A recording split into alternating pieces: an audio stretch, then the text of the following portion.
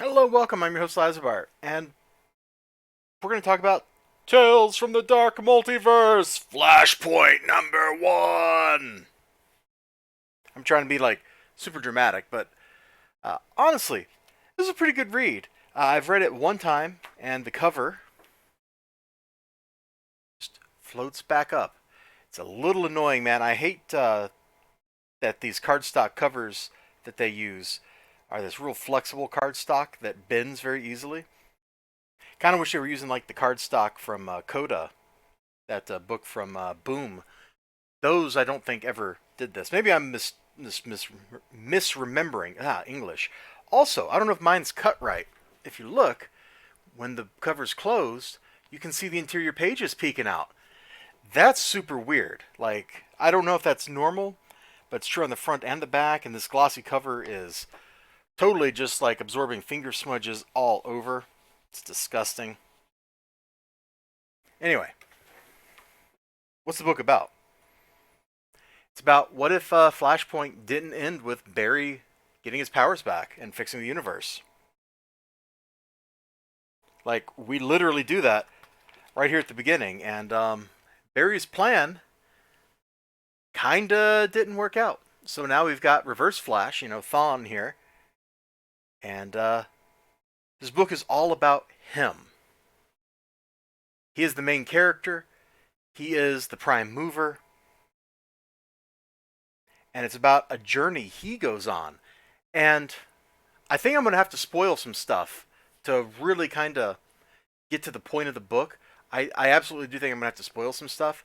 So if you want like the highlight quick version, the art's good, the writing's good. This was a lot of fun to read, and I liked it. If you don't want spoilers, there you go. You should go on and get out of this video. Thank you for watching.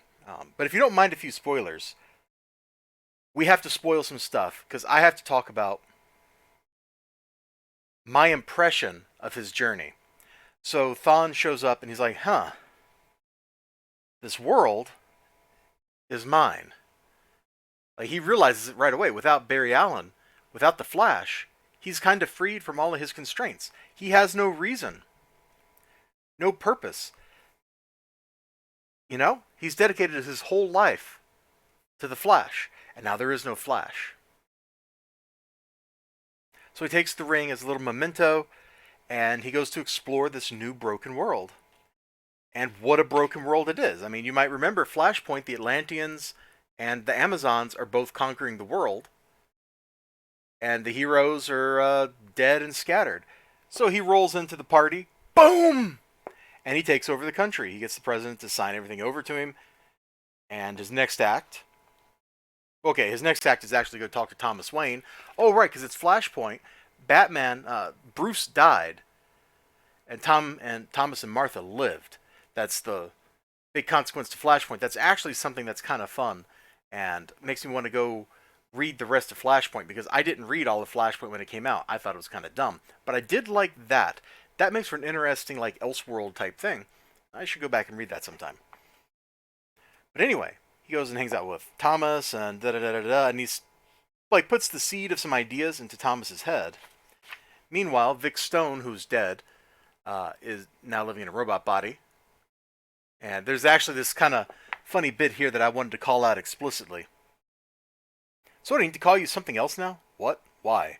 Not exactly a cyborg anymore. Robot Man, Robbie the Victor will be fine. So anyway, their whole plan is, what if we let Superman out? So Thawne goes, he basically tells the Atlanteans and the Amazons, yo, America's mine, leave it alone. Now, things don't quite go according to plan, but Superman does show up, and we get this great action sequence with this super lanky Superman, because he's a dude who's never actually been outside, never been in the sunlight. He soaked up juice for like 5 days.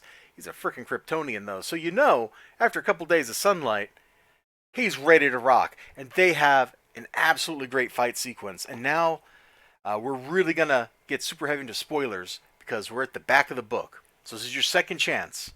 If you don't want this spoiled, please Go and just remember, I liked this. I liked it a lot. It's got a great mix of very like high level philosophy type stuff. You know, Thawne waxing about his life.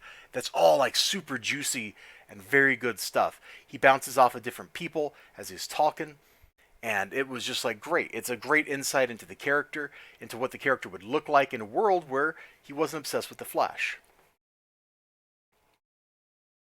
And they fight, and things go bad. Like it's the dark multiverse story, so of course everything goes bad. The people that were fighting him turn on each other. Other people show up. Then other people show up. Only, only he can time travel. Remember, he can go zoom faster than light. So he fixes everything. And I find this. We're gonna super spoil it. You know, so he twists everything to his vision, to his world, to what the future should look like according to Thawne. And this is the ultimate spoiler right here. Like, I'm leaving a lot of the details of exactly what happens and stuff for you to figure out for yourself. But the ultimate spoiler is he rebuilds the world into basically the same world, except he's part of the Justice League instead of the Flash. He's just replaced the Flash. And the whole impetus for this, he talks about hope all through the book. Hope for this, hope for that. At one point, he's talking to like the president of the United States. And he's like, hope is selfish. Maybe he says that to Thomas Wayne. He has a similar conversation with both of them. It's like, hope is a selfish feeling. You know, people are always hoping for a better life for themselves, you know, more money, more free time, more whatever. And in the end, all those selfish wishes don't matter. That's kind of like thoughts like that is what he's having. But at the end, something that happens in that fight gives him hope. And so that's what leads him to go do what he does. And I may be misinterpreting that last page. I may be misinterpreting it, but I don't think I am. I think I'm interpreting that last page correctly. In which case, I find that pretty funny. That's very, very Thawne, I feel like, to just completely replace the Flash with himself. Like, that feels like something that the obsessed villain would do, but he doesn't come to that decision to do it until after he's shed his obsession. I found it really cool. I'm not somebody who is like super big into the Flash and the lore of the Flash and all the Flash villains and stuff. Like, sometimes I enjoy reading a Flash comic, you know? But I do like how they let somebody with the Flash's powers actually go do the things that his abilities let him do.